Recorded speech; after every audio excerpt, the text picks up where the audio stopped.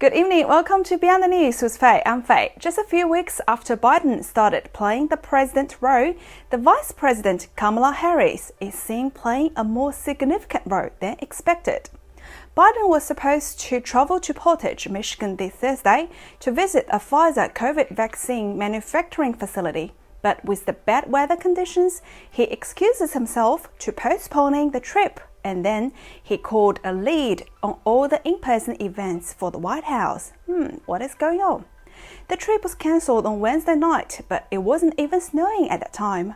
After receiving an intro briefing on Thursday morning, Joe Biden has no other events on his schedule, and also he's going to have another entirely free weekend, according to the White House.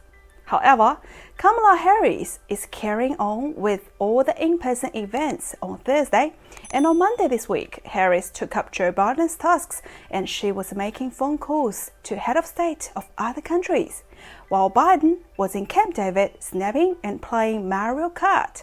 Well done, Mr. President! Harris spoke to the French President Macron. They were discussing various topics including COVID, Middle East challenges, and climate change. She also called and spoke to the Canadian Prime Minister Justin Trudeau on 1st of February regarding trade and energy, etc.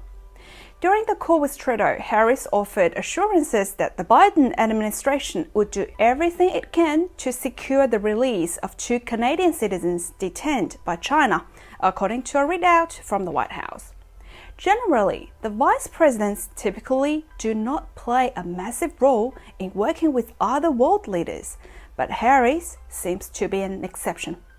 Her role in the White House is probably as large and significant, just like how the former Vice President Dick Cheney was playing during the Bush administration. History looks at Cheney as one of the most influential vice presidents in the American politics, as he helped drive many foreign policy decisions after the 9/11 terrorist attacks, such as the Iraq War. It is not surprising to see that Harris is taking on significant executive responsibilities in the White House. Especially, it is almost an open secret that she will run for president if Biden does not pursue a second term. Speaking of which, I think it is very unlikely that the Sleepy Joe's body condition would allow him to hold office for the second term. Do you agree? If you do, give me a thumbs up then. And also for Biden himself, he has expressed before that he wanted to be a transition president. In this case, Kamala Harris, who is regarded as the most radical, unpopular vice president, will take over the administrative power sooner than we thought. What can we expect if Harris is to play the key role in the White House? This radical left politician might be far more communism than we realize. In an interview prior to the 2020 election, President Trump described Harris as a communist, and she's further left than Bernie Sanders. Why? From the outset, that might sound like a bit of hyperbole, but if we have a look at the kind of people Harris is surrounded by, her friends, her colleagues, and her family, Trump's statement about her would make much more sense to us. Let's start with Harris' parents. Since the 1960s, Mr. and Mrs. Harris were both hardcore far-leftists. They were active members in the Berkeley-based Afro-American Association, a group that saw Cuban communist leader Fidel Castro and Che Guevara as their heroes. 2 people from this group later founded the Black Panther Party, which was a model for today's Black Lives Matter movement. Mr. Harris, who was an economics professor, was later recruited by Stanford to teach economics there because the school wanted a Marxist economic professor to diversify their department. Apart from Kamala Harris' parents, Kamala Harris' sister, Maya Harris, was a student activist at Stanford University. During her time on campus, she became a good friend with the school's leading Marxist-Leninist Steve Phillips. Phillips later became a close friend with the Harris family and one of Kamala's biggest donors. He helped Kamala become the California Attorney General in 2010 and later the U.S. Senate in 2016. Now let's move on to Kamala's romantic life. One of Kamala's early romantic encounters was the California leading Democrat Willie Brown, who later became the mayor of San Francisco. At that year, Kamala was 30 years old and Brown was 60. Who was old enough to be her dad?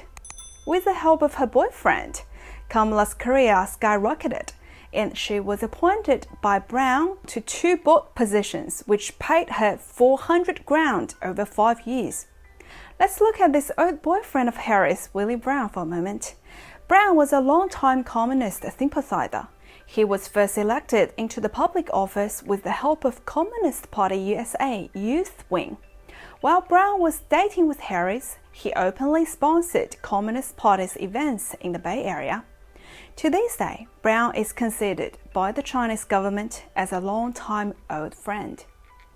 Harris' current husband, Douglas Emhoff, is also well connected with the Chinese Communist Party.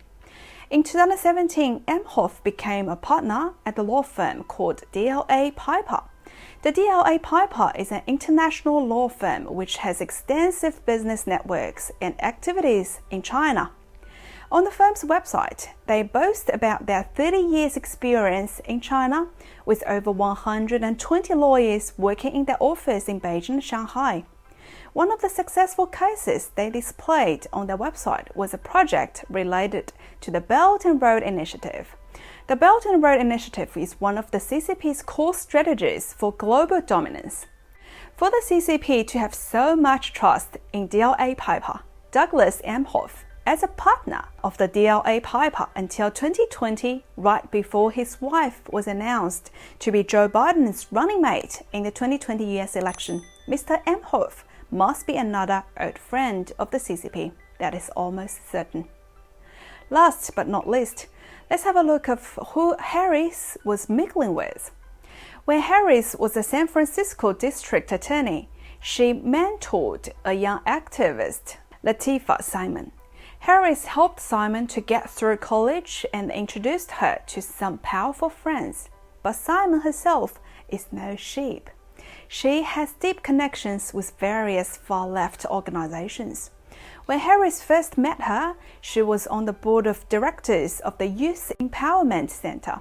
Every single person on that board was a member of the Maoist communist group, standing together to organize a revolutionary movement, or storm. Moreover, Simon's best friend Alicia Garza is the founder of the BLM.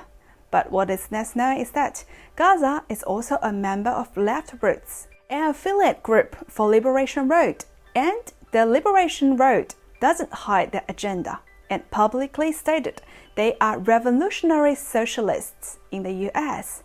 This dangerous group, as you can imagine, must be a favorite child of the CCP with an American face.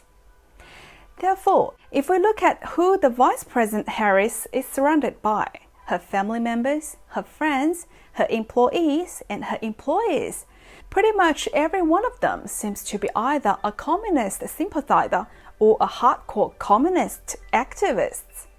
I think that some of the people in the White House might have to start calling Miss Harris Comrade Harris. With a background like this, if Harris was to apply for a mid-level government position, she would most certainly fail at a security background check. But as an elected official, she became the Attorney General and then a Senator of California, and now, quite possibly, she will be the US President before we know it.